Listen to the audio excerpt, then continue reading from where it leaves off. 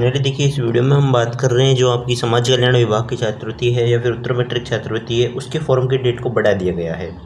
तो बिल्कुल आपके जो स्कॉलरशिप की फॉर्म है उसको बढ़ा दिया गया है।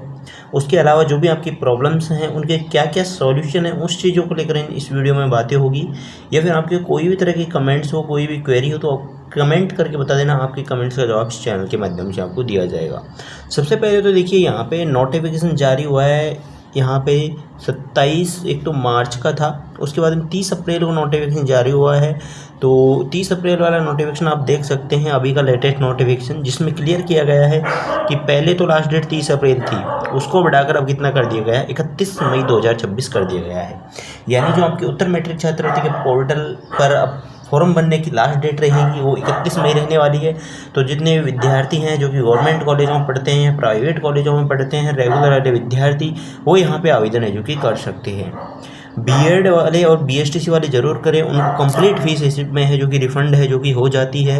तो ये चीज़ ध्यान रखेंगे। तो ये तो स्कॉलरशिप वाली बात हो गई। इसको लेकर क्या क्या प्रॉब्लम्स आ रही है उन चीज़ों को लेकर भी हम बात कर। चीज़ तो ये है कि 31 मई 2026 ये क्यों बढ़ी है डेट, इतना डेट इसको क्यों किया गया है? क्योंकि देखिए पोर्टल में कई तरह की खराबी चल रही है, तकनीकी खराबियाँ चल रही है और कई सरकारी कॉलेज और प्राइवेट कॉलेजों के नाम अभी तक पोर्टल पर नहीं आ रहे थे। इस वजह से है जो कि इसकी डेट को बढ़ाया गया है।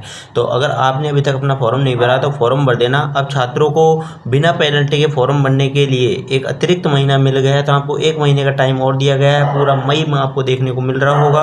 तो आधे से ज़्यादा कॉलेजों के छात्रों ने अभी भी आवेदन नहीं किया है। अब आपके पास में एक सुरक्षित मौका है फॉर्म भरने के लिए।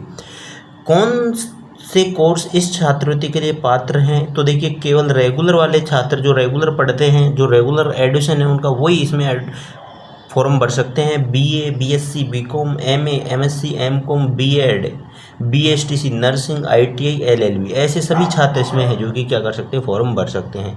ओपन यूनिवर्सिटी वाले इसके लिए योग्य नहीं है और प्राइवेट कॉलेज और नॉन कॉलेज वाले यानी जो घर बैठकर डिस्टेंस से करते हैं वो इसमें फॉर्म नहीं भर सकते। ओपन यूनिवर्सिटी की छात्राओं के लिए बालिका दूरस्थ नाम से योजना का अलग से नोटिस आता है, यह फॉर्म उनके लिए नहीं है। तो बिल्कुल आप अगर VMOU कोटा से अगर आप कोई भी तरह का कोर्स कर रहे हो तो आपके लिए बालिका दूरस्थ शिक्षा योजना नाम से एक नोटिस आएगा, तो उसका आप लोग वेट करेंगे। बात आती है कि पात्रता की बात करें तो SC ST वाले सभी विद्यार्थी इसमें आवेदन कर सकते हैं। कोई भी तरह की इसमें उनको बाउंडेशंस नहीं है। लेकिन OBC वालों के लिए कुछ शर्तें हैं। या तो देखिए OBC वाले नॉन क्रिमिनल वाले विद्यार्थी इसमें आवेदन कर सकते हैं। केवल विशेष श्रेणी छात्र वाले इसमें है जो कि क्या कर पाएंगे, आवेदन कर पाएंगे। तो OBC के लिए कौन कौन से नियम हैं? एक तो अगर OBC में हो और आप BPL वाले हो तो आप इसके लिए फॉर्म भर सकते हो। अंत्योदय कार्ड धारक हो तो आप इसके लिए फॉर्म भर सकते हो। विधवा माता पिता के पुत्र पुत्री हो तो भर सकते हो, या फिर स्वयं विधवा छात्रा है तो इसके फॉर्म में जो कि भर सकती है यहाँ पर। नेक्स्ट देखिए बात आती है कि ई मित्र पर जाकर आप लोग इसका फॉर्म जो कि फिलअप करवा सकते हैं। तो उससे पहले जाने से पहले ये 4 चीज़ें आपको सुनिश्चित कर लेनी है। वो 4 चीज़ें कौन कौन सी है? एक तो ये जो जन आधार कार्ड है आपका, ये आपको क्या करवा लेना, अपडेट है जो कि करवा लेना है। तो बिल्कुल क्या करेंगे, जन आधार कार्ड अपना अपडेट करवा लेंगे। उसके बाद में जो आय सर्टिफिकेट है, इनकम सर्टिफिकेट है, वो आपके पास में होना चाहिए नया 4 पेज वाला। जाति प्रमाण पत्र और मूल प्रमाण पत्र आपके पास में नए हो, अपडेटेड हो, विशेषकर OBC वाले। बायोमेट्रिक अटेंडेंस होती है आपकी, तो वो आपको ज़रूर करवानी है अपनी कॉलेज में जाकर। और आय सीमा का प्रमाण पत्र कितने तक का बनाएं? आपको 1.5 लाख रुपए से कम का ही बनाना है। 1.5 लाख से अधिक का आपकी आय है जो कि नहीं होनी चाहिए। और 4 पेज वाला विशेष नियम है, इस चीज़ का हम लोग ध्यान में रखना कि 4 पेज वाला आधार यानी आय बनता है। जन आधार कार्ड में आय अपडेट करने के लिए केवल 4 पेज वाला आय प्रमाण पत्र ही आप लोगों को अपलोड करना है। आवेदन से लेकर पैसे आने तक का क्या सफ़र रहता है? तो देखिए आवेदन से लेकर पैसे आने तक का सफ़र आप जान सकते हैं। सबसे पहले तो आपका फॉर्म सबमिट हो जाएगा। फॉर्म सबमिट होने के बाद में SSO से मॉनिटरिंग आप लोग कर सकते हैं। बायोमेट्रिक के साथ आपका फॉर्म बायोमेट्रिक होगा आपका और फॉर्म आपको वेरीफाई हो जाएगा। लगातार अपनी SSO ID में आपको स्टेटस चेक करना है। कोई भी तरह का ऑब्जेक्शन आता है तो उसको आपको क्लियर करना है।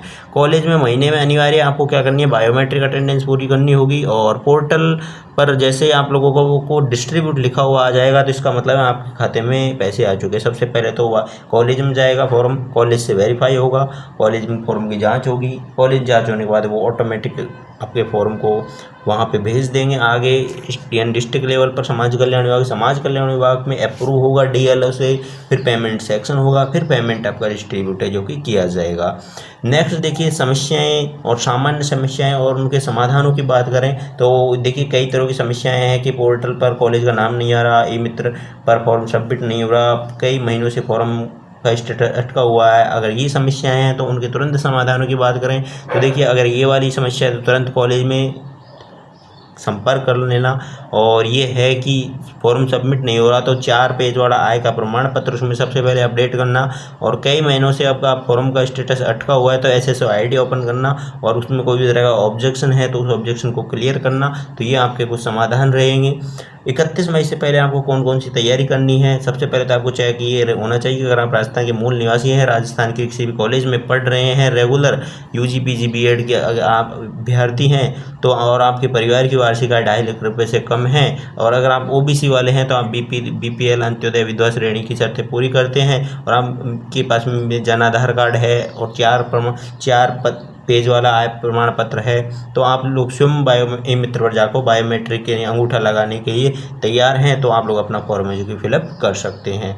नेक्स्ट चीज़ ये रहेगी कि देखिए अगर आप कॉलेज के विद्यार्थी हैं, कॉलेजों में पढ़ रहे हैं तो आप लोगों को RJ एग्जाम्स एप्लीकेशन आप लोग डाउनलोड कर सकते हैं। इस तरह का इसका लोगो मिलेगा, आपको सर्च कर लेना है प्ले स्टोर पर RJ एग्जाम्स, जहाँ से कि आपको देखिए कॉलेज एग्जाम्स को 100% पास होने की गारंटी होती है।